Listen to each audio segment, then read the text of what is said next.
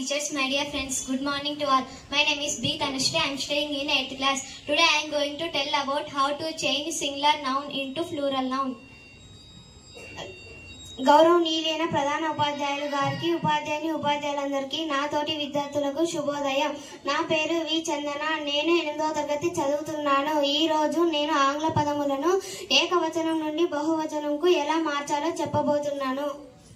We should add s to the most nouns for change into plural forms. Example, cat, cats. చాలా పదములకు ఏక పదములకు చివర s చేరిస్తే అది బహువచనంగా మారుతుంది. ఉదాహరణ cat cat, cats cats. We should add es to the nouns which are ending with s, sh, or, ch, etc. Example, bus, buses. ఏ పదములకైతే ఆంగ్లంలో చివర s, x, z, ch మరియు sh వస్తుందో అది బహువచనం. వాటికి s కలపాలి, అప్పుడు అది బహువచనంగా మారుతుంది.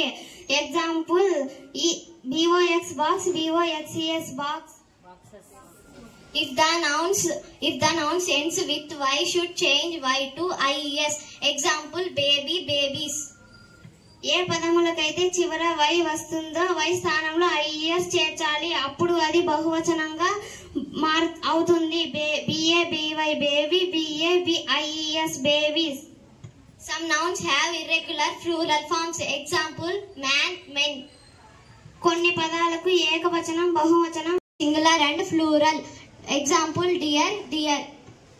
కొన్ని పదములకు ఏకవచనం, బహువచనం ఒకేలాగా ఉంటాయి. ఉదాహరణ der, dear. Thank you for giving this opportunity. ధన్యవాదాలు. Very good. చూడండి.